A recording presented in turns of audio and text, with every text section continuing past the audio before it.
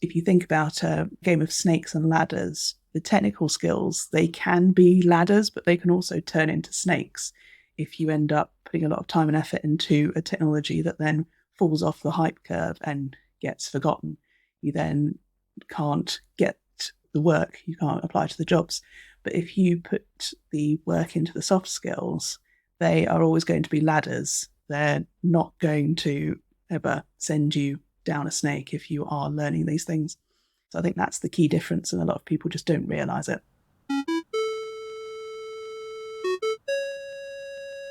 Hey everyone, my name is Henry Suryawirawan, and you're listening to the Tech Lead Journal podcast, the show where I'll be bringing you the greatest technical leaders, practitioners, and thought leaders in the industry to discuss about their journey, ideas, and practices that we all can learn and apply to build a highly performing technical team and to make an impact in your personal work. So let's dive into our journal.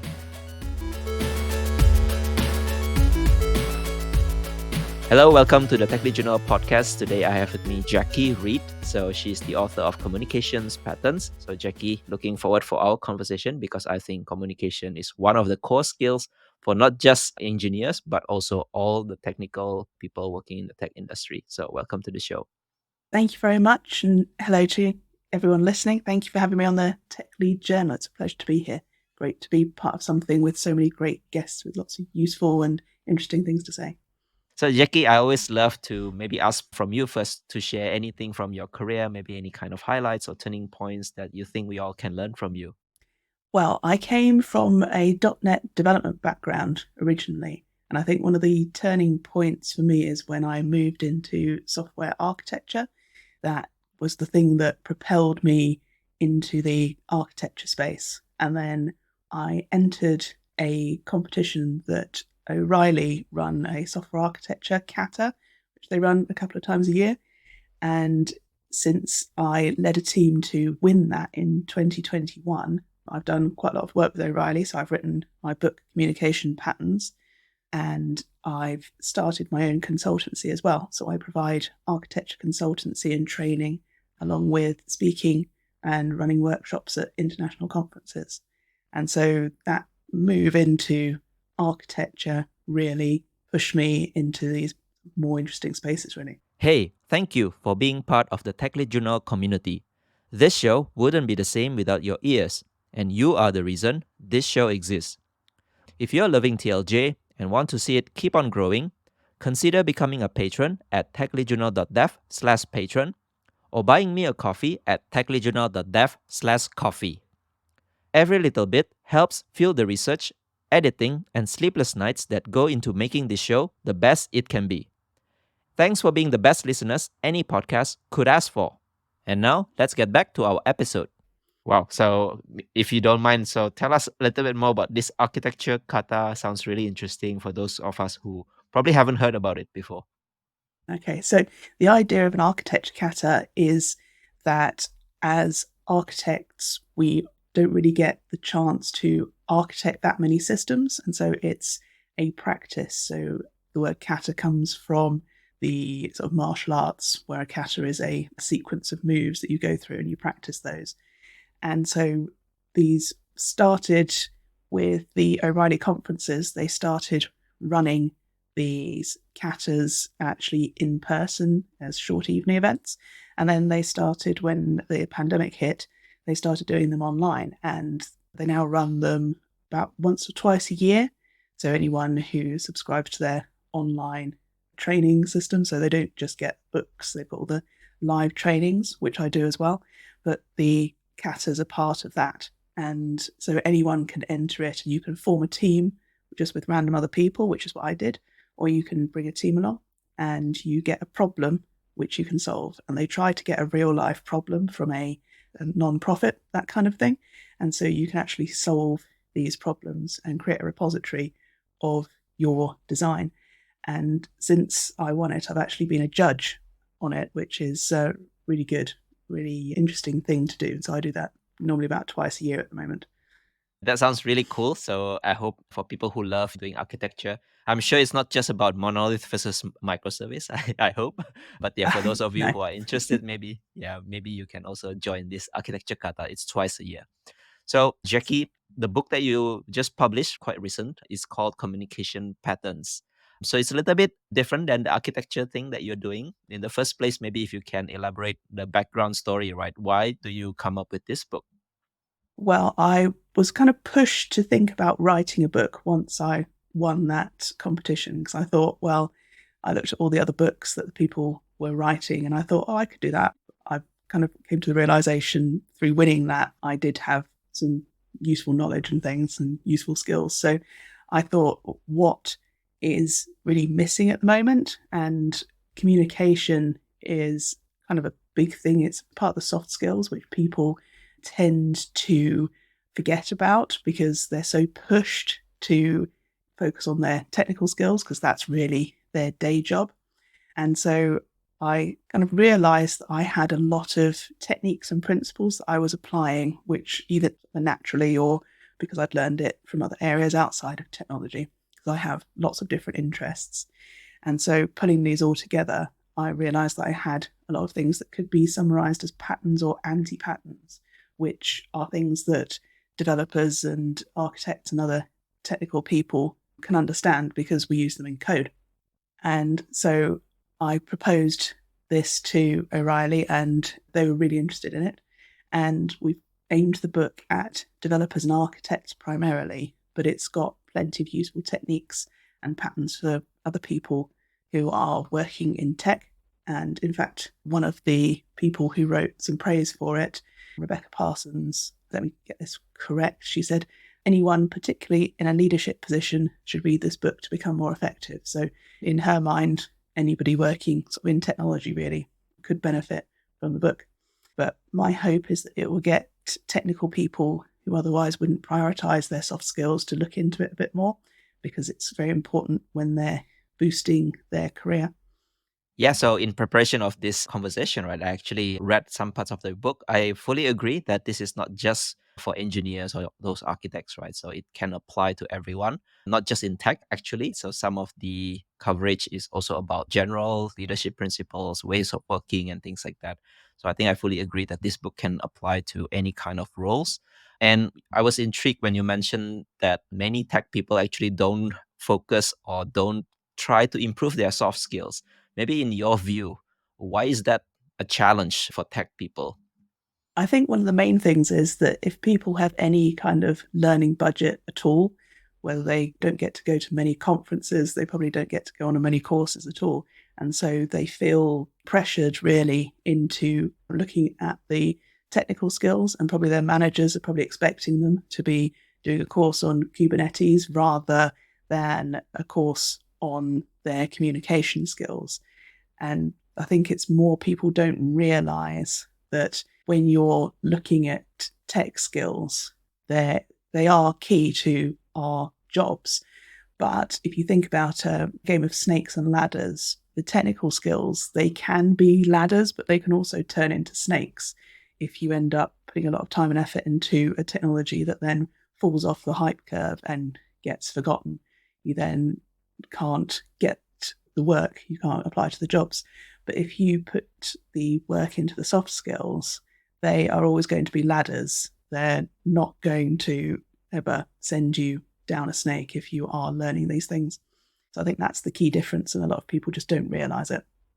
Right. This is the first time I heard about this analogy, the ladder and snake. So I fully agree. Again, the communication skills, the soft skills part could actually propel someone's career and also the effectiveness or impact in their day to day job. Again, a very interesting analogy, ladder and snakes, for people who still think soft skill is just, like wishy washy kind of a skill set, right? So I think please check out this conversation later so that you can also improve your communication skills. So in your book, you cover communication patterns into 4 different areas. So the first one is about visual communication. So this is probably something about turning, architecture maybe into a charts or diagrams or maybe PowerPoint slides. So maybe tell us a little bit more about this area, visual communication.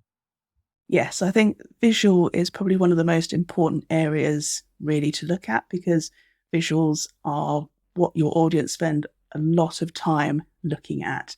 They might be the only thing that they actually look at closely. And so they're a great way to communicate your concepts and ideas, and they're usually much easier to understand than text because they are an abstraction of what could be a complete wall of text if you didn't do it visually. So they're a very important aspect, and that's why I started the book with the visuals, and it's actually kind of where the book grew from originally. I started with that concept and then grew it into all the communication.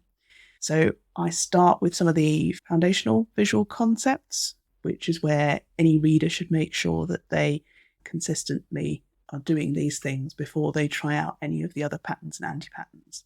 And I split all of these out into various patterns and tell people sort of things to look out for, things to apply. And one of those is called Know Your Audience. And this is one that people tend to think that they already know about, but it's not really just what your audience wants from you, but it's also what you want from your audience. And there's a few different questions in there you can ask yourself, but one of them, the most important, I think, is what do you want from your audience? And if you are carefully thinking about your audience's knowledge, you can create a diagram that is what they want, but you also need to get back from them what you need. So maybe you need them to make a decision, or they need to come up with some ideas based on what you're giving them. And if you don't give them what they need to do that, then you won't get what you want from them. So it's one of those big sort of cyclical questions. What do they want from me? What do I want from them? And that know your audience can be a lot more complex than people think. So there's a whole pattern on that in there.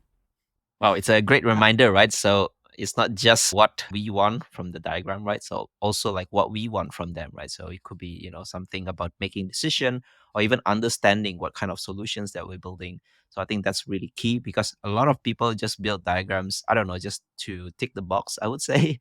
And I think one thing as well, when you draw a diagram, very little standard is there. Maybe previously, maybe during my days, there is this UML, right? It was kind of like widely used. But these days, I think the standard has been missing. So what is your view about for people to actually come up with a good kind of a set of architecture diagram, probably of some kind of diagram to explain technical solutions? I think that it's not particularly important that people choose a particular standard, but that they standardize what they're creating. Because if you have lots of different types of diagram and they all use different colors, different keys, different symbols and things like that, it's very difficult for people to switch from one diagram to another because they have to change their mental models of what they're seeing. And one of the big things that's important with communication is making things as easy to understand as possible from your audience's point of view. So I don't say to people, you have to use UML, you have to use a C4 model. You should be using something that's standard. And one part of that is thinking about making it accessible for everyone. So you can think about your colors, making them okay for people who are colorblind and things like that. There's lots of different accessibility things that I've put. In fact, it's got a whole chapter on accessibility in just the visuals alone. So there's an awful lot you can do. But when you're creating your diagrams, you should be thinking about not mixing levels of abstraction. Just like when that's done in code, you get an unmaintainable and confusing mess. And the same is true for diagrams. If you separate out into layers, so you might have your context, a conceptual, a logical and physical, that kind of thing. Or if you're using C4 models, you probably have your context, your container, component and code. Although component and code, they're less useful, but the top two are very useful. And once you separate these out, that means your audience can more easily understand what they're looking at, which is really your main goal when you're communicating with different people. So when you're creating your diagrams and making them consistent, you can also use another pattern in there, which I call representational consistency. And that's how you make sure that there are explicit links between your diagrams. So part of that is using consistent keys and colors and things like that.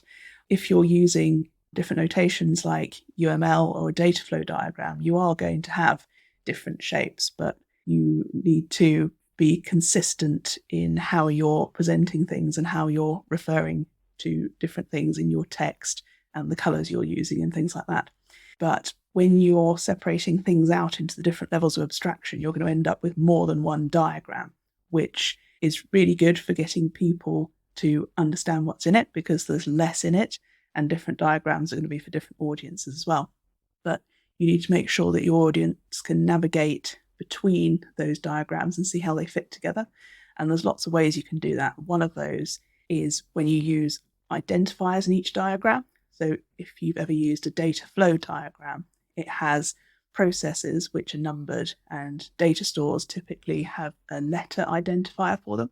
So if you're using different levels of data flow, if you're moving down and breaking things down, each of your diagrams should have the same identifiers on it for the different data stores if they appear in more one diagram. But also if you've got a process that's labeled number 2 in one diagram, then when you break that down into another diagram, you can label it 2.1, 2.2, 2.3, etc. And so you're just creating that link between them, making it easier for people to understand. Speaking about consistency, color accessibility, right? When I read your book, I must realize that I've never cared about those things before. But now that you mentioned it in your book, right? So I think it's really important, especially maybe for different kind of audience, right? We sometimes just pick the color that we think are nice, but in your book you cover there are different kind of a gradient or maybe that kind of color that you should choose instead. Use the consistent theme, right? I think you mentioned about consistency so many times, not just color, but also Yeah. shapes. And I think very, very important is about the mixing level of abstraction, right? So I think when we draw diagrams, sometimes we don't use the same kind of abstraction. Sometimes you could be in a context, but sometimes you go down into more like a physical deployment sometimes, right? And you put it all together in one diagram. So I think I like the C4 model from Simon Brown. So when I read his book, also he covers from his audience, right? There are so many different types of diagrams and it's very, very confusing because they all look different. That's the first thing. And the second thing is the levels of abstraction usually is mixed, jumbled up together. So I think it makes it really hard unless you follow how the author is creating the diagram, right? So for people who just saw the diagram first time, I'm sure they will be confused. So I think very, very important about this. And I think another thing you cover in your book about this visual communication is about the narrative, maybe how you present about the diagram, right? So tell us more about how can you narrate your kind of visual better. Well, narrative is actually a very important factor when it comes to communication as a whole. So when you're thinking about when you're telling a story or when you're writing something or when you're creating a diagram.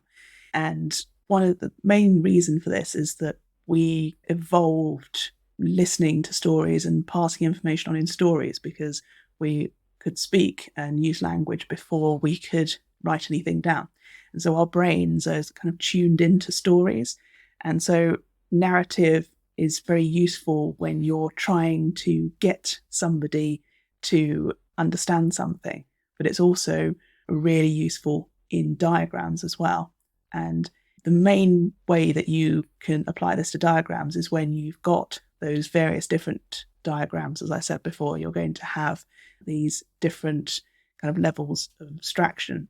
And when you're talking to people about things, you need to order them from sort of the high level down to the low level. And the pattern I call this, the big picture comes first. So we often forget that others don't have the same understanding as us, and we need to give them that opportunity to learn and take that important higher level information and fill in any holes before we dive into what we really want to communicate to them.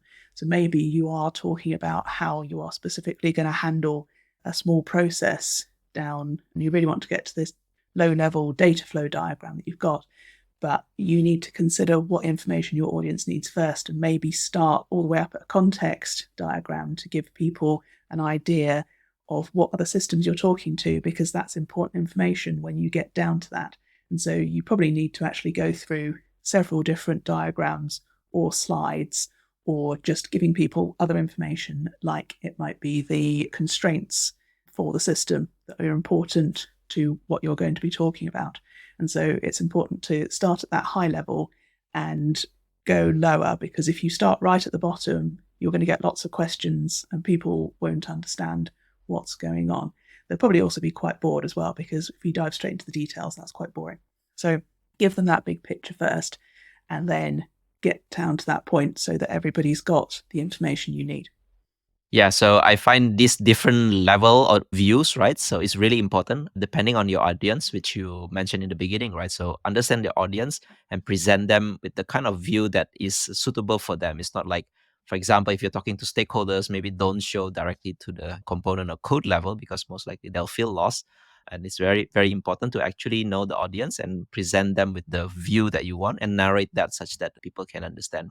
So thank you so much for covering this visual. Maybe just a little bit of recap, right? The first thing is about knowing your audience.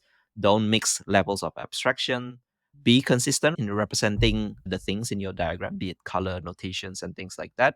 And when you narrate, big picture comes first. So I think that's really key for people who want to find out more patterns about visual. Go check out the book. So let's move to the second section of your communication pattern, which is about multimodal communication. Essentially, things like written, verbal, and non-verbal communications. So maybe tell us why this is important for engineers and architects. Yes, so I called it multimodal so that I could sort of give it a bit of an umbrella term for written, verbal, and non-verbal. And these are skills that we quite often forget that we use on a day-to-day basis. Even if we're not working in an office, we're still using verbal and non-verbal skills and techniques when we're on a call with people, we're video or not. And so this area is quite important, really. And I started off with the written area, and there's quite a few different patterns and anti-patterns in that one. One of the simplest things that people can apply has simple in its name as well, and that's using simple language. And it makes it much easier for people to understand if you use a simple vocabulary compared to sort of more terms that aren't used very much. And it helps everyone, but it's especially good for those for whom the language that you're using is not their native language. And you're also being more inclusive to people who have dyslexia or things like autism or ADHD as well, because you're making it more understandable for everyone. So a couple of easy examples. If you can use the word buy rather than acquire, and you can use the word most rather than the phrase a majority of. And it just makes it so much easier for people to understand. But also, if you're using less words as well, it means people can read it quicker. And so people are much more likely to be quite happy with that. And also with the writing aspect, I look at how you can structure your technical writing. And one of the principles I've pulled in from other areas is the Minto pyramid principle. And there's a whole book and loads of training and stuff on that by Barbara Minto, if you are interested in that. And it's all about using structure to make a point, and then once you've made that point, you then back it up. So you're making sure that most important information comes first, and it can be applied to documentation, but also it can be applied to your emails and messages every day. And you might actually see people applying that sort of thing on their social media messages. So that first sentence catches your attention, because quite often it's the only bit you can see unless you click show more. So it's getting people's attention, but it's also giving them that most important information first. And news articles are written in that way. You've got the headline, the most important information, and then you get the next most important information. And so at any point you can stop, but you've already seen the most important information in that. And you can apply that very easily. It's really useful in emails and things. How often have you read an email where it's kind of rambling on about different things, and eventually you find the bit that you really need to do something about, and it's hidden down in there. And if you hadn't read it properly, you wouldn't have been able to find that. And so if it had just started with that most important piece and then given some explanation, then that would have been much easier for you. And so it's just thinking about, again, making things easy for people to consume and understand. So thanks for explaining some of this, right? So I recently read a book as well. I think it's called Writing for Busy Reader or something like that. I think some of the key Mm. points mentioned in the book also covered by you just now, right? So first, use simple language. Less is better, right? So don't write in a more elaborate and long sentence, right? So if you write it shorter, people will be able to read it faster, and they will make sure to read it in full as well, right? Because if it's too long, right, sometimes people just scan through and maybe skip or archive your email, right? And the Minto pyramid, I think it's also very, very insightful for some people who never learned about writing before, right? It seems counterintuitive in the first time, but actually, if you learn about it, right, I think it will make your writing communication much more effective. Some people also call this technique something like TLDR, right? So, what's your too long, didn't read kind of a message, right? Your key message. Some people call it bluff, right? Bottom line upfront. I think it's used in military. So I think it's the same key message, right? Your headline first, the most important thing first, before you actually kind of like cover your rationale. I think in Minto Pyramid as well, you kind of like break down your main topics into like at max three, I think the recommendation, and you start building a tree, like a chain thought of reasoning. So I think people should read about this technique. And this Minto Pyramid also used, I think, from McKinsey, right? And they kind of like mandate that for all the consultants to use this kind of technique. Yeah, I think she developed it when she was working at McKinsey. Yeah. So I think for people who hasn't not heard about this technique before, do check it out, because I think it will make your writing slightly more effective if it's the first time, right? But if you consistently use it, I think it will make it even more effective. So moving to maybe the verbal communication aspect, I think most engineers prefer chat rather than talking in person, right? But what is the key message that you want to cover this about verbal communication? Yes, so as well as the written, I cover the verbal and the non-verbal. And I think people sometimes think of the verbal, but the non-verbal is something that we think about less. And so we use this all the time in person or remotely. And a lot of what we get from a conversation, we actually pick up really simply and quickly. There's the System 1 and System 2, which was written about by Daniel Kahneman. And with the System 1 makes a lot of decisions really quickly, really snappily. And a lot of that we like from people's facial expressions and things like that. And when I've written this, I've structured it as I've written with the patterns and anti-patterns to help technical people. I've also structured this around encoding and decoding messages, which is something we're all kind of familiar with software development, and we don't really think about it in real life. So when we're setting up communication between services and different parts of the code or APIs, we encode what we're communicating, and we also decode any replies. So it might be using HTTPS or message queues, but we're doing a translation each way. And we don't really think about when we're talking to someone else, even if you're speaking the same native language, everyone's an individual with different backgrounds. And so we are constantly encoding and decoding, and things can get easily lost or misunderstood. And so I talk about some different cognitive biases and also body language. And it's based on the fact that if you think about these things, then you can think about encoding them yourself to actually give other people the correct message, the message you want them to receive. But you can also work out better how to decode things that other people are saying. So you can realize that they're actually thinking possibly something different to what they're saying, and then you can start to try and dig deeper into that. And so by reading this section, you can improve the accuracy of your own encoding and decoding and take all these things, sort of use them to your advantage rather than just being completely oblivious to them, which quite a few people are. Yeah, software developer, I think we are all used to, this encoding, decoding, right? Be it, you're calling APIs, you use some kind of interface contract between two different protocols, right? So I think we are so used to it, but in the communication, maybe it's written, verbal, or whatever that is, right? We don't actually think about it. And I think these days we all work in a pretty global setup where people have different culture, different language, different interpretation of stuff. Even some culture actually might take a certain word differently than other culture, right? So I think it's really important that we use the right encoding and also for you to do the right decoding, because sometimes there might be a misunderstanding happening if you don't use the same protocol or the same contract, right? Sometimes being explicit, like when you mention about something, right, just explain what do you actually mean exactly by using that term. I think it's really important as well. In your view, right, in this global remote setup these days, how can people become more aware or conscious about this encoding decoding process? Yeah, well, I think, as you said, a lot of people are much more likely to type a quick message than they are to either call someone or pick up a phone these days. And one problem with text is that you can't get this body language, the tone of voice, you can't get all those things in there, which you do even if you're just talking on the phone. You get something from that, even if it's not face to face or on a video call.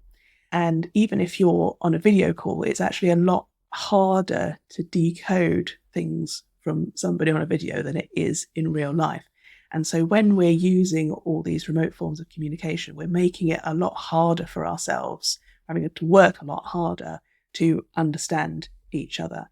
And so knowing about these different things to do with body language and how you can encode things a bit better is very useful. So applying the writing, just the pyramid principle, that really helps people. And if you are reducing the amount of effort that people need to use to understand you, then people are much more likely to come around to your way of thinking because you've given them something really easily, whereas they might have to work a lot harder with someone else. Yeah, I find when you interact with someone through chats, right? Sometimes, yeah, like what you said, the emotion is not there. Sometimes we actually feel in the emotion by ourselves, our own perception of maybe this person is angry, this person is frustrated, right? But it may not be true from the person's perspective itself that actually they are frustrated. So I think it's very important not to judge quickly, right? Or sometimes just clarify with the person before you actually make assumption, and maybe use a lot more emojis, right? I think you mentioned it in your book to actually convey some emotion in your message. Use some more emojis, although emoji can be interpreted differently as well in some different culture. So thanks for covering that. Let's move on to the next section, which is talking about communicating knowledge. So this is something maybe about coming up with wiki or sharing documentations, which I think many engineers know it's important, but somehow still many of us don't get it right. So tell us, how can we upskill our communicating knowledge kind of skill set? Yes, so this is all about knowledge rather than just documentation, because documentation is a very small part of knowledge. And I know that a lot of people are turned off by the word documentation. They don't want to have to create that. But despite its worth, knowledge is often neglected in organizations. It's not part of people's day to day job. They're not rewarded for sharing knowledge. And code is often given a lot higher priority than data. So people are very insistent that you use version control for your code, but when they're thinking about data, that's often like backups for it and often an afterthought, despite the fact that data is often a lot harder and sometimes impossible to replace, whereas you can rewrite some code, but your data will be lost. So knowledge is really important, but just like data, not given enough information, not given enough thought in a lot of organizations. But documentation and knowledge management, they give so many benefits when they're done well. If you just think about all the time that's wasted by people trying to find communication, I think it was a Forrester study that said that knowledge workers spend 30% of their time looking for information. And that's what we are. We're knowledge workers. And what would your boss say if you said, oh, actually, I spend 1.5 days per week looking for the information I need? I don't think they'd be particularly happy about that.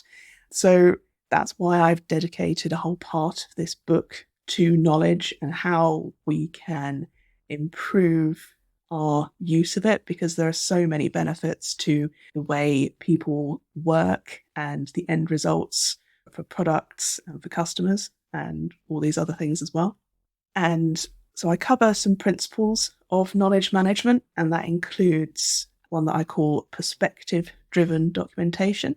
And this is my own principle and practice that I have come up with all the research that I've done on this. And it puts the focus on who you're communicating with and also why you're communicating with them. Because when you're thinking about your audience, you're not just thinking about who's looking at a particular piece of information. You are communicating with them for a reason. Maybe it's because they've asked for that information, or maybe it's because they really need that information, even if they haven't asked for it. Basically, you need to determine what should be communicated by thinking about who you're communicating to and why. And rather than the other way around, quite often people, as you said, it's a tick box exercise. Like, oh yes, I've created a context diagram. I've created the constraints documentation for this. But you really need to think about why and who you're talking to, and then that will help you work out what you need to do. And if you come at it from that point of view, then you'll probably not waste time creating things that actually people didn't need in the first place. And so stakeholders need to be able to find and understand that information they need when they need it.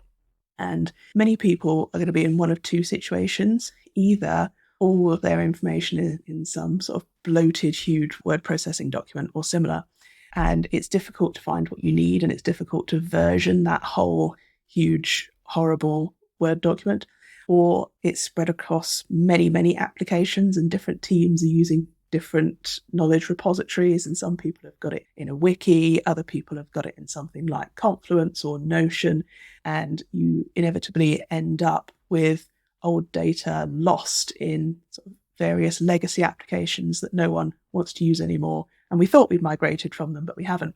And so, of course, there's going to be information locked away in people's heads and also their personal notes. And so when you look at this perspective-driven documentation, it organizes that information into what I call perspectives. You could also call them views, but that's a very overloaded word in technology. And each of these perspectives addresses the needs of a particular stakeholder. And so items within that perspective can be reused in other perspectives. So that might be a diagram appears in more than one of these perspectives because more than one stakeholder is interested in it. It's a little bit like reusing code, so you can follow the drive principle with it, but don't repeat yourself. And it makes things easier to maintain. And I found it actually also goes really well with domain-driven design if you're doing that. But when you create these perspectives, you can reuse things. So you might create it as different wiki pages, and then you embed a diagram into each of those wiki pages.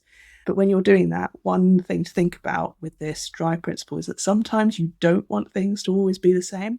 So maybe you're referencing a particular law or a standard that's applicable at the time. And if you just link to that, or if you always keep that as the most updated version of that standard, then it won't make sense if you look back at that and people say to you, oh, why didn't you follow that bit of the standard?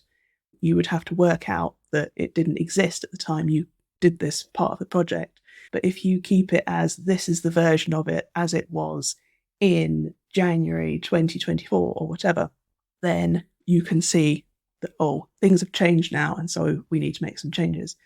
But it's all about creating these perspectives for people, for particular stakeholders, and therefore not creating stuff that people don't actually want and wasting your time. And that's probably one of the main benefits of this way, not wasting your time on things and giving people what they actually need. Yeah. Sometimes what I can see in practice, okay, there are a few things that I see in practice. The first thing is we all love to communicate through chats these days and put a lot of information, maybe sometimes meeting notes, maybe things that we discuss, and everything is over chat, mostly Slacks or Teams, right? And we never take the time to actually put it somewhere in a repository, be it wiki or maybe some centralized place. And we just assume that everything can be searched on chat. But chat, I think, is a semi-structured communication channel. So sometimes things are not so easy to find as well. And especially if you have multiple threads, discussing the same thing. So probably that is one experience that I have. The second thing is about what you mentioned, right? People seem to value code much more than the knowledge or the data, right?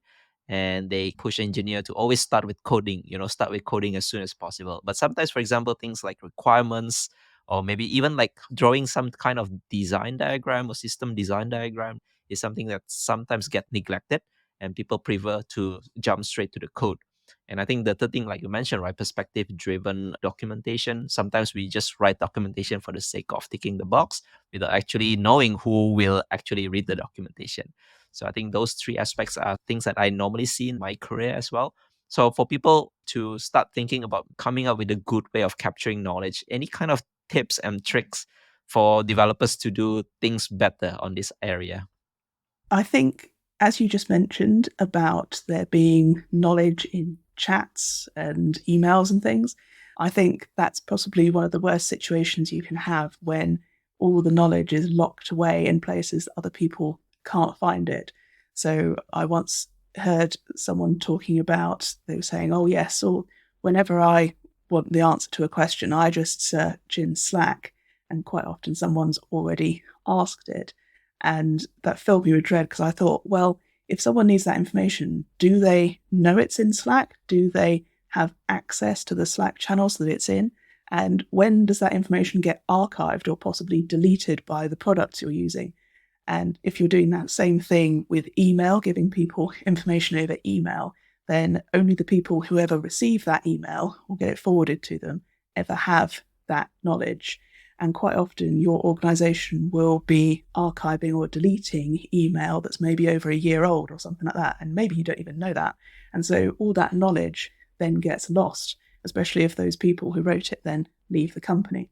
And so one big tip that I have is, when you're sharing knowledge, if people ask a question on a message or over email, don't share the knowledge, share a link to the knowledge, because then people will know where to find it. If it doesn't exist in your wiki or whatever you're using, then create it and share the link. If you look at it and you realize it's out of date, then you can update it and share the link. I mean, you might have to get together to work out how to update it, but yeah, that's really important for all of your knowledge. But if you just think about sharing this link, that will help you to keep all your knowledge in a place that is accessible to everyone, and not spread across all these many, many apps that people don't know where it is, and they probably don't have permission to access it anyway. So that's my big tip there. Share a link rather than the knowledge itself. Yeah, I think it's a great tips, right? Because sometimes we actually want to answer quick, right? Maybe because of busy or whatever, right? We want to answer very quick, and we just dump the knowledge and the content in the chat itself. But I think the tip is really, really useful, right? So provide a link, take your time, put it in the wiki. It takes a village to actually do this kind of discipline. It should not be just one person doing it all the time, right? It takes a village. Everyone should be conscious about doing this. So I think sooner than later, your knowledge management will become much richer, and people will be able to find knowledge much more often. Another thing that I find really useful in your book you cover in this area is about getting feedback early and often, and also just in time architecture, right? So I think sometimes when developers are being tasked to create documentation, we kind of like take the whole week or few days to actually write a long document before we share it to other people. I think it's worth to mention about these two aspects, so that engineers maybe can get feedback early, and also just write whatever that is necessary at that point in time. So maybe if you can cover a little bit on this. Yeah, so with knowledge, as I said, it's not just about managing documentation, and it's not about just what knowledge management system you use. It's actually socio-technical. And so you have to take into account people for it to be successful. And a simple way to improve your knowledge and documentation, as you say, is to get feedback early and often. And it really helps you to not go too far down the wrong path without being able to course correct. So don't wait days or weeks to ask a colleague or a stakeholder for feedback on the artifact you're creating, whether that's something written or a diagram. And don't spend more than a few hours on something big, or even a shorter time on something smaller, before you get feedback. Because if there's something that you didn't know that means that you're going to waste a lot of time on that, you want to get that feedback early. So we all know that when we get given requirements, that they're not going to be complete or they're going to be incorrect. And so if you work for a long time designing something based on those requirements, then take it to your stakeholders and they tell you that something was missing or something's wrong, you've spent a lot of wasted time and effort on that. And so get that feedback really, really as quickly as you can. And it might be something fairly informal if you're in an office, just asking someone who's sitting next to you to have a quick look, or it might be actually setting up just a brief 15-minute conversation with someone, a video chat, just to show them. It doesn't have to be a big 3-hour meeting. We need to have a look at what I've done so far, because you haven't even spent 3 hours on it. But it's just getting that feedback quickly, so that if you think about agile, this is what we're trying to do. We're trying to get quick feedback loops. And I think even if people are managing to do that with the code that they're putting into the system, get it to the customer early, get feedback quickly, they forget about this and they can apply that same principle to all the work they're doing, and it will help you in that. And then this also complements another pattern which I talk about, which you mentioned, which is just-in-time architecture. And it's important not to make a decision earlier than what I call the last responsible moment. And that means that making the decision too early can mean having to change that decision when you get new information which comes to light. And if you change your decision, that's often an expensive thing to do, either money-wise or effort and time-wise, and therefore that costs money anyway. And especially if they're architectural decisions, they tend to be more expensive to change. And if you have to change that one decision, what about all the other decisions that you made based on the outcome of that decision? You probably got to change all those as well. And so you can get this awful chain reaction because you've made a decision too early. So even if you've got someone kind of breathing down your neck, asking for a particular artifact or a particular decision, you really need to try and put them off until that last responsible moment, and you create your artifacts just in time. If people really are insisting, then you can create something and just say, I've put something on it, like a disclaimer that this is a draft. If you base anything on this, it may need to change. And that can help to communicate why you can't just make this decision now or create this artifact right now. And in the end, it's going to save you time and money. But one of the other really good things about this is that it means you can focus on what really needs to be done now, instead of having all your time blocked out working on things that aren't needed yet. Because we all get unexpected work. This inevitably comes our way all the time. Things go wrong or something pops up. And if you've got your time blocked out working on stuff that isn't needed right now, you don't have that slack to take on that inevitable unexpected work. So doing this just-in-time architecture means that you have that time to work on the unexpected. You don't waste time on decisions that shouldn't have been made at that point, and you just get a much more agile process to your working as well. Yeah, I would recommend people who probably do a lot of documentation to think about these two aspects really, really closer to your heart, right? Because sometimes I see so many engineers spend many, many days to come up with documentations, which actually in the end, right, sometimes they need to do a rework or it just doesn't solve the kind of problem that they're trying to solve by coming up with the documentation. So get feedback early. And sometimes I think in your book, you mentioned about templates, right? You can actually also come up with templates so that people are guided on what aspects to fill in the documentation rather than always having to come up with a different kind of a format all the time. So I think for people, please bear these two key points so that you can communicate your knowledge much better. So the last aspect is about communicating remotely. So probably if we know about this remote work, right, there are always two things that are always mentioned: synchronous and asynchronous. Meetings, no meetings, deep work, and things like that. So maybe a little bit of advice here for people who are more used to this kind of remote setup now, or also hybrid kind of a work setup. Yes, a lot of us are either working remotely or in a hybrid, or even if you're working in an office, you are probably working with other people who are working remotely in hybrid, or maybe you're working with people who are in an office in another country, even other time zones, of course. And so there's an awful lot to take into account when we think about how we're communicating with people. And a lot of people kind of think they feel a bit sort of professional at this now because we've been doing it for quite a while.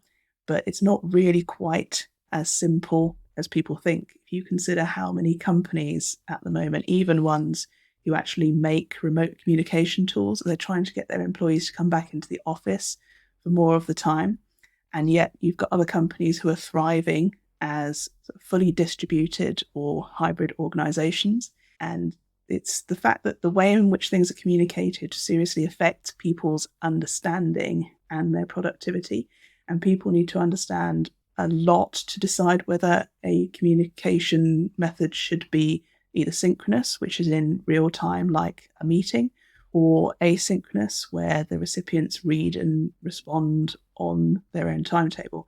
In fact, a podcast is also an asynchronous method of communication. So you're experiencing that right now.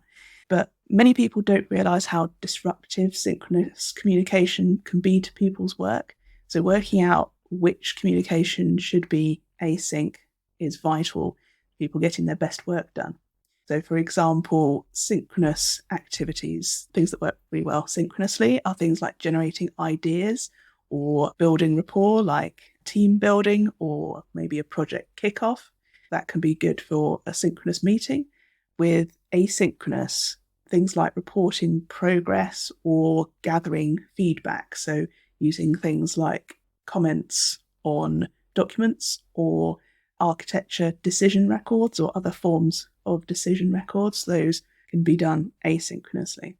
And often communication should actually be split between the two. Some people like to evangelize asynchronous communication, but really some things are better done synchronously. And one of the things I talk about in the book is an asynchronous sandwich. And that's where you are maximizing your synchronous time. So if you're getting everyone together for an hour synchronously, then you want that hour to be all activities that are best done synchronously. So any part of that that is best done asynchronously before or after, you want to split off from that so that you're not wasting people's time. If you have to get everyone together for 2 hours, that really knocks everybody's productivity, and probably not everybody needs to be there for those 2 hours. And that's one of the things that people really hate about meetings, especially remote meetings, because they're even harder to concentrate in. I said earlier about it's much more difficult to read people's verbal and body language. And so you're already putting more stress on people. So making that synchronous activity just for the stuff that works well asynchronously is going to be really useful for that. Yeah, sometimes I think it's very tricky, right? Some people is more towards asynchronous, like I prefer asynchronous all the time. Or some people, like for those who come back to office, are forced to come back to office. Maybe the management or leadership likes to be in sync all the time. So I think always there are polarizing thoughts. But I think your book kind of like give a good guidance. Like for example, you probably need to do meetings in person synchronously if you want to get like some kind of consensus, like kickoff, idea generation, right? Rather than asynchronously. And async is more towards thinking, like getting comments, feedback, ideas. And I think I also like one of the thought from James Tanier about asynchronous versus synchronous. I think he mentioned about if you want to get a strong consistency, do it synchronously. But if you think you can do like a eventual consistency kind of manner, do it in asynchronous way. And I think in your book, you also mentioned one anti pattern that I see happen all the time. We try to do async, meaning like using chat, but actually we kind of like reply back and forth synchronously in real time in the chat. And we make decision very, very quickly on that chat as well. So I think this probably is an anti pattern because there are some people who are not in the conversation itself. And also, a lot of back and forth means probably the ideas need to be talked through much better rather than in chat, right? So for people, probably if you're frustrated with some of your asynchronous or synchronous kind of communication, do check out Jacqui's book on this aspect. So I think you'll get a lot of more tips on how you can improve on this. So Jacqui, it's been a great conversation. Unfortunately, we have to wrap up pretty soon. I have one last question, which I normally ask for all my guests. I call this the 3 technical leadership wisdom. You can think of it just like advice. for all of us to learn from you. So is there something that you can share with us about 3 technical leadership wisdom? Yes, I had a good thing about this. And the first one I want to share of the 3 is that soft skills are pretty much always going to be those ladders for you to climb in your career, whereas your tech skills can turn into snakes, meaning you've got to start again with another skill. So emphasizing that from before.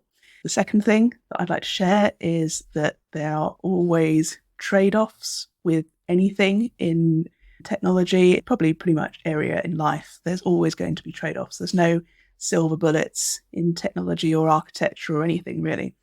And you need to understand what's important to make every decision. It's not just about what's the latest technology or anything like that. And so you need to use tools such as architecture decision records to help you with this, and thinking about architecture characteristics, which I also talk about in the book. And that helps you, it gives you this guidance for what's important for making that decision. Then my third tip is what we do as technical professionals always involves people. Systems are always socio-technical. So you cannot ignore the people when you're trying to build or make changes to a software system. And things that are useful to help with this are systems thinking and also techniques like collaborative modeling. Team topologies is an interesting area to look at. And also things in my book like just-in-time architecture can help you with this socio-technical element. So those are my top 3 tips at the moment. Wow, I really love the ladder and snake analogy, so I'll use it more often. I think you put it very interestingly, right? So communication skills is like a ladder for you to climb to bring you always up, right? Sometimes it could also bring you down if you communicate wrongly, I guess. But yeah, technology always keeps changing, right? So I think it's like a snake where you always kind of like have to up to date yourself, right? And also keep following the trend. But I think, yeah, the communication is always applicable in any type of situation, no matter what role or what job that you have. So, Jacqui, if people love this conversation, they want to reach out to you or ask you anything in person or online, right? Is there a place where they can find you? Yes, the best place to find me is my website, which is jacquiread.com, JACQUIREAD.com. And you can also find the book on its website, which is communicationpatternsbook.com. So for everyone who's interested in this, please reach out to me, especially if you want to look at working together in any of the aspects that I've talked about today, or in software architecture and socio-technical areas in general. And thank you very much for having me on Tech Lead Journal. Yeah, so I highly recommend reading Jacqui's book. Again, communication and soft skills. Probably not so many engineers think this is important, right? Rather than, following all this technology or maybe AI, ML, now generative AI, right? So I think communication is still applicable no matter what age, what era you are, right? And there's always a lot of things that you can improve in terms of communicating better. So thank you for your time today, Jacqui.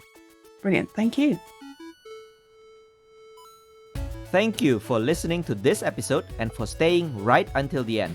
If you highly enjoyed it, I would appreciate if you share it with your friends and colleagues who you think would also benefit from listening to this episode. And if you're new to the podcast, make sure to subscribe and leave me your valuable review and feedback. It helps me a lot in order to grow this podcast better. You can also find the full show notes of this conversation on the episode page at techleadjournal.dev website, including the full transcript, interesting quotes and links to the resources mentioned from the conversation. And lastly, make sure to subscribe to the show's mailing list on techleadjournal.dev to get notified for any future episodes. Stay tuned for the next Tech Lead Journal episode, and until then, goodbye.